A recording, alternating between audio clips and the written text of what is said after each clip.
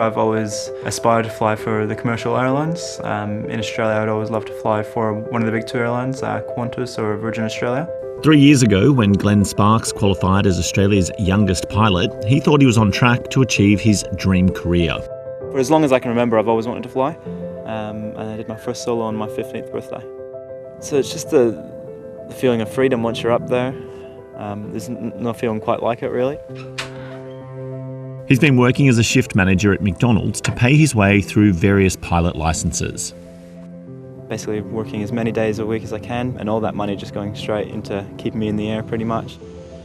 Right, so traffic, Charlie up for Romeo is 5 miles to the west, sending through 1,500 for 1,000. But the industry Glenn is graduating into will be very different to the one he grew up dreaming about. Right, for traffic, Charlie up for Romeo is final runway 05 for a full stop. It's definitely not good to see all these people losing jobs and planes on the ground, things like that. Australia's major airlines have either stood down or sacked more than 30,000 workers during this pandemic.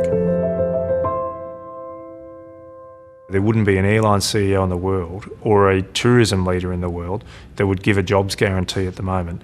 And a lot of the certainty that we crave in our industry won't come back until there is open borders and free-flowing travel between cities.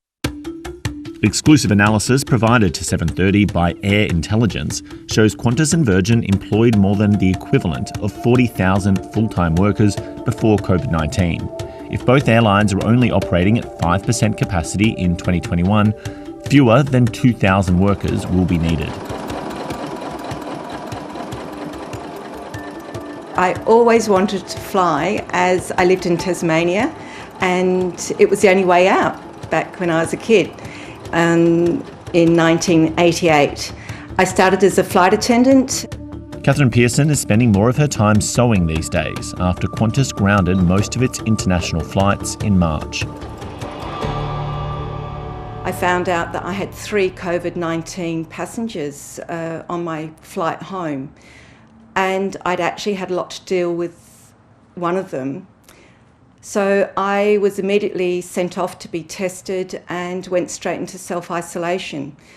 And that 14 days sitting here in my apartment, I realised straight away that I had to be in control. So I started applying for jobs straight away.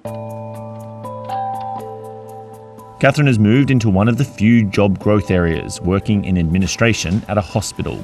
But she's still hoping to return to aviation when things improve. Definitely going to return to being a flight attendant, I have no doubts. We like to travel, people need to travel, and Australia, we're an end destination, and we want to get our families and people back all out around the world. While it was virtually grounded due to the pandemic, Virgin Australia went into administration. It binned its low-cost service Tiger and has a new owner. But now it says the biggest threat to its future are closed state borders. We're not advocating for a full and unconsidered reopening of borders. We get that there needs to be some restrictions to make sure that there's not a spread of the virus. But where you have no cases at either end, there is no logic to keep those routes closed. Queensland will continue to have our borders closed to keep Queenslanders safe. Analysts warn that even if borders are open, it's going to be hard to get airliners flying again. Pilots will need to fly enough mandatory hours in either planes or simulators in order to once again qualify to take passengers. The biggest problem you're going to have is bringing semi-stood down aircraft back into service and going through all of the engineering checks, because we don't have a finite amount of labour and we can't bring them from anywhere. The morning routine is if I'm a 5 o'clock start, that's when normally our morning shift starts. I'm getting up at 3:30 and then off for the hour and a bit travel off to work, and fighting the Sydney traffic. Baggage handler Graham Mackay was taken by surprise when Qantas announced in August it would outsource nearly 2,500 ground handling jobs to third-party contractors. Yeah, it's a shock, and we can't explain why or where it's come from. It's not made redundant or anything, it's just replacing us with a cheaper labour hire company. We've just been told that we've got 3 months and then we're gone. We've got to try to bid for our jobs. We're there, we're trained, we're doing the job already. Why do we need to be replaced?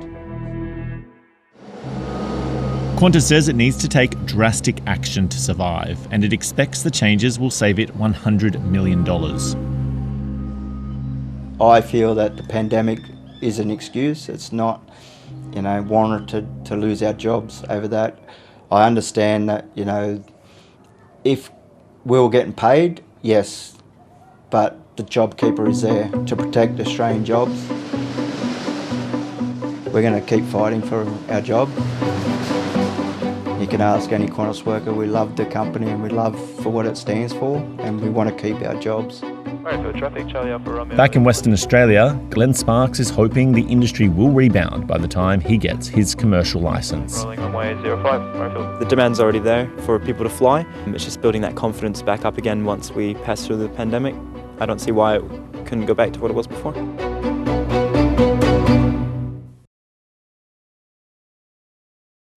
Hi, I'm Lee Sales. Thanks for watching this story. If you'd like to watch more of 730's stories, they are on the left of your screen. And tap on the button below to subscribe and get the latest from ABC News.